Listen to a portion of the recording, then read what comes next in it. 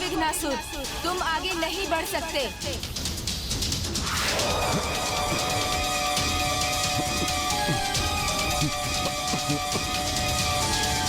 ओम पूर्णादर्विपरापत सुपूर्णा पुनरापत वस्रेव विक्रीणा वायुष्मूर्ज शतक्रतो स्वाहा। ओम सर्ववै पूर्ण स्वाहा स्वाहा।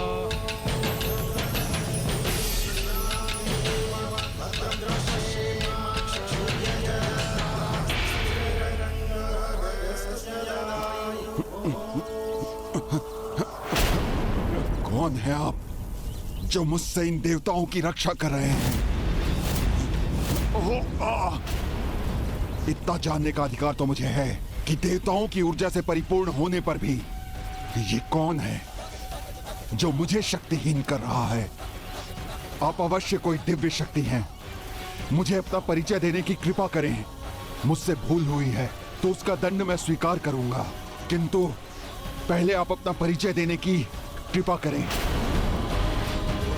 बताना होगा आपको कि आप कौन हैं।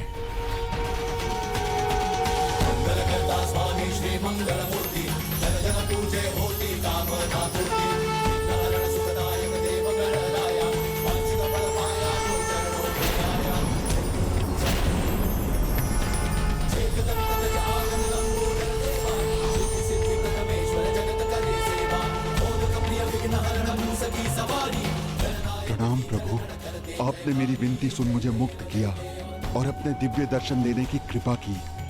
धन्यवाद प्रभु।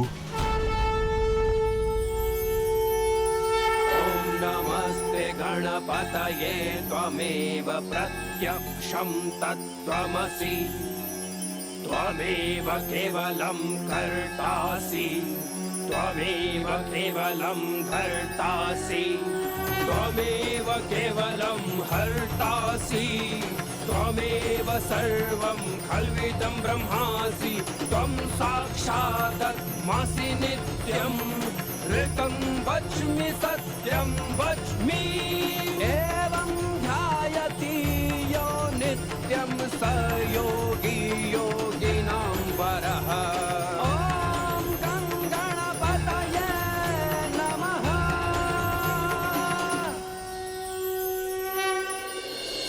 देवराज, यह असुर कहीं प्रभु श्री गणेश का स्तुति गान कर उन्हें प्रसन्न न कर ले और उनसे कोई वरदान न प्राप्त कर ले। यदि ऐसा हुआ तो हमारा संकट टलने के स्थान पर पुनः उठ खड़ा होगा। परम ब्रह्म है आप प्रभु, तो आप बिना दोष के मुझे दंड कैसे दे सकते हैं? मेरा तो जन्म ही यज्ञ को खंडित करने के लिए हुआ है। खंडित यज्ञ की सामग्री ही मेरा आहार है। आहार बिना जीवन नहीं प्रभु। तुम उचित कहते हो विघ्नासुर, इसमें तुम्हारा नहीं दोष देवताओं का था, किंतु सच्चे मन से यज्ञ करने वाले ऋषि मुनियों का भी तो कोई दोष नहीं, जिनके यज्ञ भंग कर तुम उनकी सामग्री को अपना आहार बनाते हो। प्रभु, अनजाने में ही सही ऋषि मुनियों को मैं कष्ट देता हूँ, किंतु मैं विवश हूँ।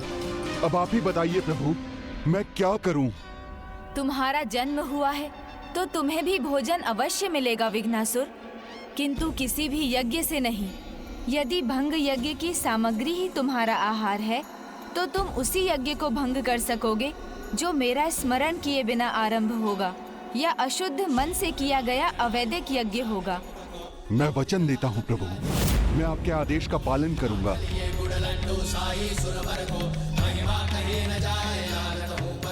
असुर होते हुए भी तुमने अपनी भूल स्वीकार की, मेरे आदेश का पालन करने का वचन दिया, इसलिए मैं तुम्हें आशीर्वाद देता हूँ।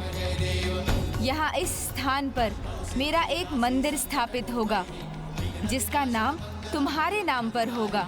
इस स्थान पर मेरा नाम तुम्हारे नाम के साथ सदा के लिए जुड़ जाएगा। विघ्नेश्वर विनायक के नाम से मेरा यहाँ पूजन होगा। जो भी यहाँ आकर अपनी भूल स्वीकार कर पश्चाताप करेगा उसे क्षमा प्राप्त होगी और श्रद्धा से यहाँ भक्ति न्योछावर करने वालों को अपने विघ्नों से मुक्ति भी मिलेगी।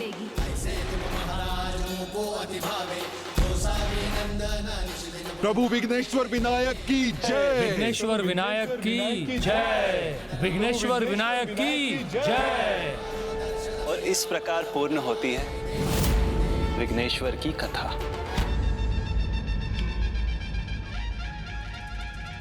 हे प्रभु, हे विघ्नेश्वर विनायक, हमें आशीर्वाद दीजिए कि हमारी शेष यात्रा में कोई विघ्न न आए और हम इस यात्रा को पूर्ण कर सकें। तो ज्ञान ब्रह्म प्रकाशकः मोहासुरस्य शत्रुर्वै आहुवाहनगः। मैं पग पग पर आपका सहायक रहूंगा, इसलिए आपके मार्ग में अब कोई विघ्न नहीं आएगा। अब आपको अगले और 8वें धाम महागणाधिपति मंदिर पहुंचना है।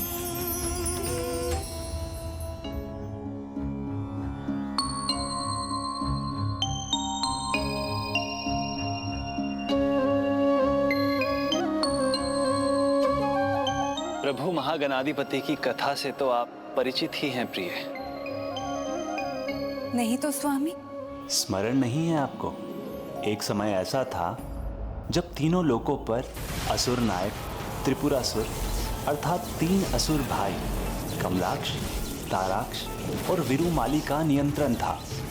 इनकी शक्ति का कारण था घोर तप से मिला इन्हें वरदान।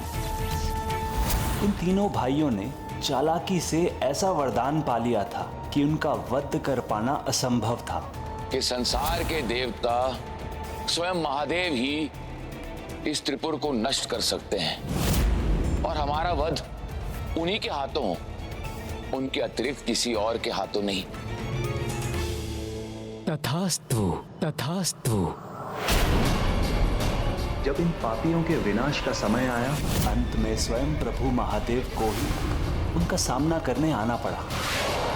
भयंकर युद्ध हुआ, उसकी पूरी सेना का अंत हुआ, किंतु त्रिपुरासुर का नहीं। जब महादेव पाखंडी त्रिपुरासुर का वध करने के लिए कठिनाई का सामना कर रहे थे, जब स्वयं मैं और ब्रह्मदेव त्रिपुरासुर का वध करने के लिए महादेव की सहायता के लिए आए थे, तब भी त्रिपुरासुर का वध करना असंभव हो रहा था और समय निकलता जा रहा था। फिर विश्वकर्मा जी ने पृथ्वी को रथ बनाया, सूर्य और चंद्र उसके पहिए बने। मेरु पर्वत उसका धनुष और वासुकी उसकी डोर और मैं स्वयं बाण बना। किंतु रथ पर महादेव के आरूढ़ होते ही रथ डगमगाने लगा। तभी आकाशवाणी हुई, त्रिपुरासुर के अंत का विघ्न तभी हटेगा। प्रथम पूज्य विघ्नहर्ता की प्रथम पूजा का नियम आपके उदाहरण से स्थापित हो, जिसके बाद शुद्ध मन और भक्ति से किए जाने वाले किसी धर्म कार्य में कभी कोई विघ्न न आए। आज की ये पौर्णमी महागणपति तिथि अनंत काल तक संसार में स्थापित रहेगी और मैं इन्हीं सहस्त्र नामों का जाप कर गणेश की पूजा करूंगा। तब महादेव ने अपने ही पुत्र विघ्नहर्ता गणेश की पूजा की।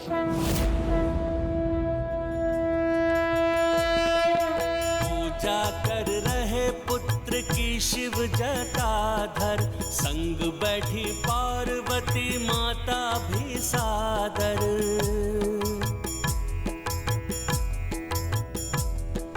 गढ़ रही है हल्दी से माता गजानन, निर्मित करे शिव भी हल्दी गौरी पावन। पुष्प जनेऊ जल व पंचामृत चढ़ाए, मूर्ति को चढ़े मंगल मूर्ति को पाए।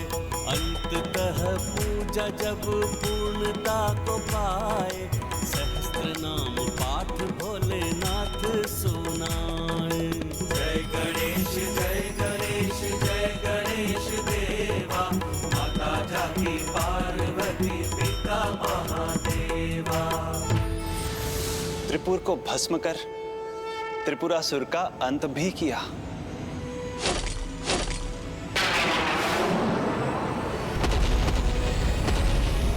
यदि गिरिजात्मक गणेश माता द्वारा अपने पुत्र की पूजा के प्रतीक थे, तो महागणाधिपति मंदिर इसके प्रतीक हैं। इसलिए किसी भी कार्य में सफलता पाने के लिए उसका आरंभ गणेश पूजन से किया जाता है।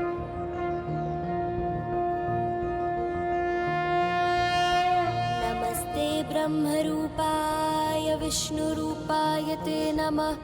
नमस्ते रुद्ररूपाय करिरूपाय ते नमः। विश्वरूप स्वरूपाय नमस्ते ब्रह्म। आप दोनों ने सभी अष्टविनायक धामों की यात्रा संपन्न की, किंतु आपकी यात्रा वहीं पूर्ण होगी जहां से उसका आरंभ हुआ था। सहिताय महागणपतये नमः।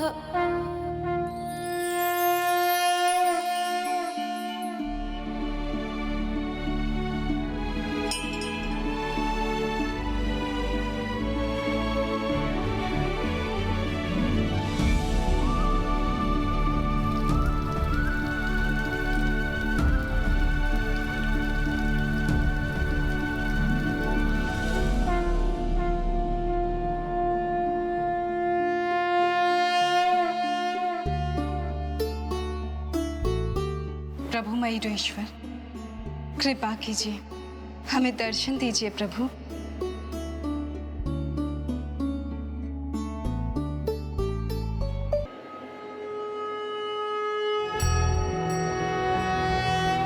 नमस्ते ब्रह्मरूपाय विष्णुरूपाय ते नमः।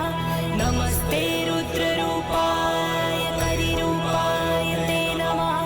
विश्वरूप स्वरूपाय नमस्ते ब्रह्मचारिणे। भक्तप्रियाय देवाय नमस्तुभ्यं विनायक।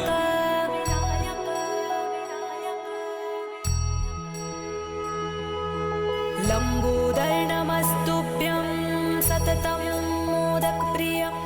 निर्विघ्नं कुरु मे देव सर्वकार्येषु सर्वदा। त्वां विघ्नशत्रुदलनेति च सुन्दरेति। भक्तप्रियेति सुखदेति फलप्रदेति।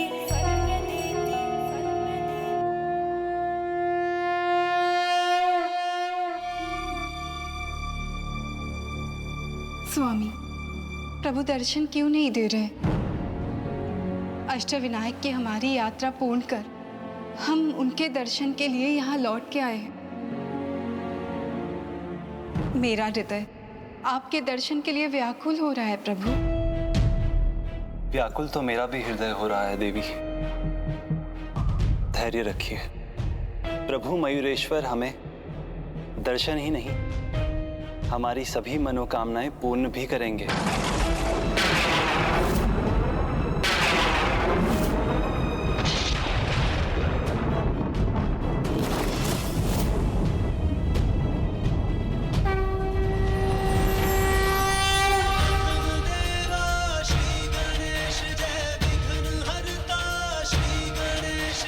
हमारी मन की इच्छा तो आपको ज्ञात है प्रभु, अब वो कब फलित होगी? मुझे संतान रत्न की प्राप्ति कब होगी? इस माता की ममता को कब तृप्ति मिलेगी प्रभु? माता, आपकी प्रतीक्षा शीघ्र पूर्ण होगी। और इतना ही नहीं, समस्त संसार आपके पुत्र के साथ आपकी पूजा करेगा।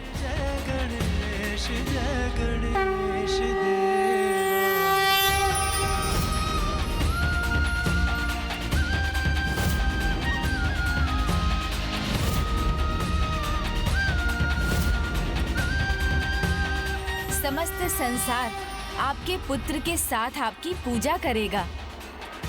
प्रभु, आपके वचन सुनकर मेरा हृदय अपने पुत्र को देखने के लिए और भी आतुर है। मुझे ये सौभाग्य कब प्राप्त होगा प्रभु? माता, भक्त की भक्ति और माँ की ममता जब दोनों का संगम हो तो परिणाम सुंदर ही होगा। किंतु अभी आपको जगत भ्रमण के लिए निकलना होगा, क्योंकि संसार को आपके आशीर्वाद की प्रतीक्षा जो है।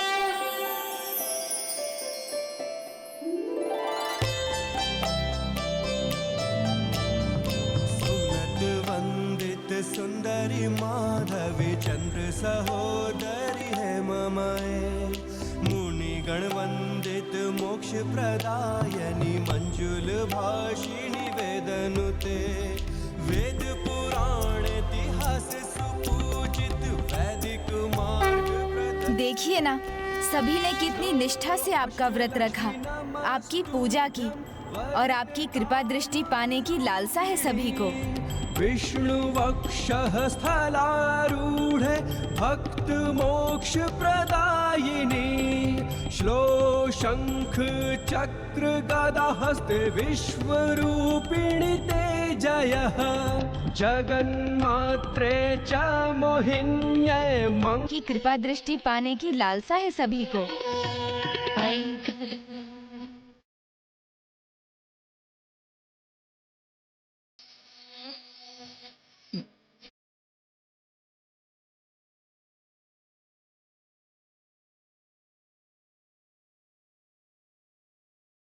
दान प्राप्ति की इच्छा में आप कदाचित भूल ही गई माता कि आज संसार आपका और आपके भ्राता चंद्रदेव का जन्मदिन मना रहा है। आज ही के दिन समुद्र मंथन से आपने और चंद्रदेव ने जन्म लिया था। उसी दिन चंद्रदेव को प्रभु महादेव ने अपने मस्तक पर शोभित किया था और प्रभु नारायण से आपका विवाह हुआ। जय कमला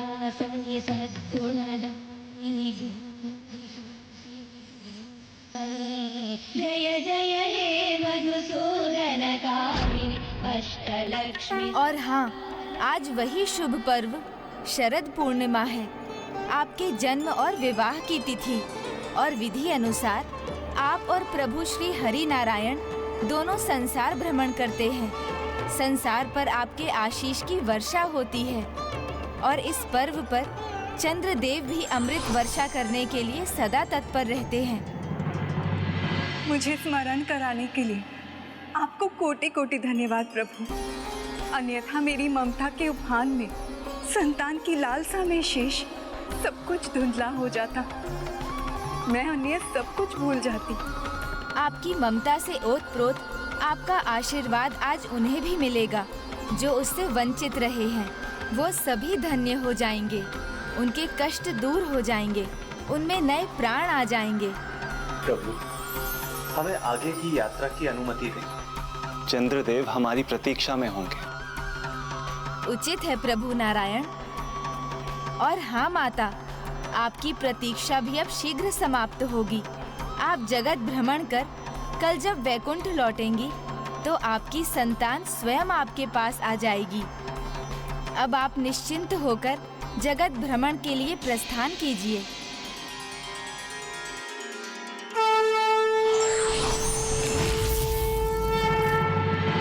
आइए प्रिय, शरद पूर्णिमा की इस कोजागरी रात्रि में रात्रि जागरण कर भजन कीर्तन करने वाले सभी भक्त हमारी संतानें ही तो हैं। उन्हें भी हमारे आशीर्वाद पाने का अवसर मिलना चाहिए।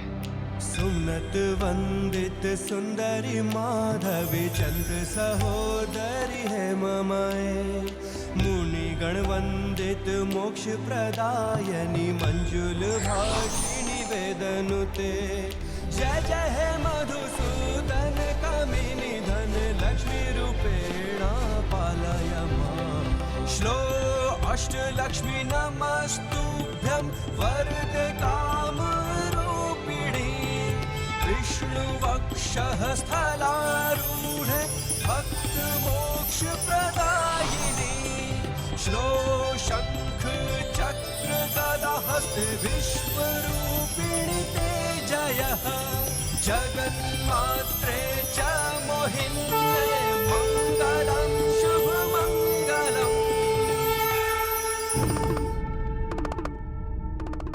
पुत्र गणेश, पुत्र गणेश,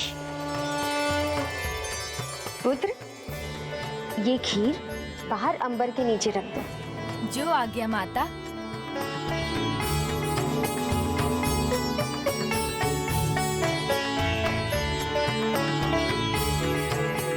पुत्र गणेश, आज तुम्हें निद्रा का सुख प्राप्त नहीं होगा, ज्ञात है ना? हाँ माता, आज तो सुख ही सुख है, क्योंकि आज तो हम मामी श्री लक्ष्मी और मामा श्री हरि नारायण का भजन कीर्तन करेंगे। हाँ पुत्र, तभी तो तुम्हें उनका आशीष प्राप्त होगा। जो आज्ञा माता। अर्थात माता, आज की रात्रि जो सोएगा वो आज सुख प्राप्त करेगा, किंतु जो आज जागेगा उसका तो जीवन ही सुखी हो जाएगा। हाँ पुत्र, आज देवी लक्ष्मी और भ्राता नारायण के आशीर्वाद के साथ चंद्रदेव अमृत वर्षा करेंगे और सभी भक्तों को वर्ष भर के लिए स्वास्थ्य और समृद्धि प्रदान करेंगे। और शीघ्र संसार माता के अनुपम ममतामयी स्वरूप के दर्शन करेगा।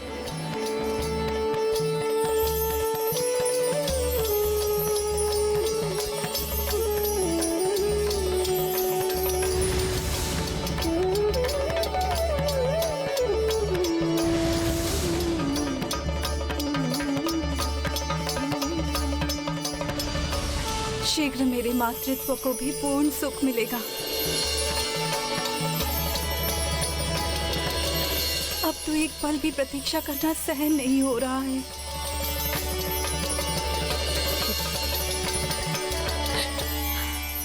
क्षमा कर दो माता, अब तो क्षमा कर दो। अपनी इस पुत्री पर दया करो माता। मेरा आंचल पुनः सूना मत करो माता।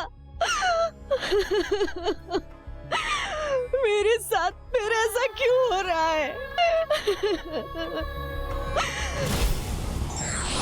मैं ये कष्ट कैसे सहूंगी माता?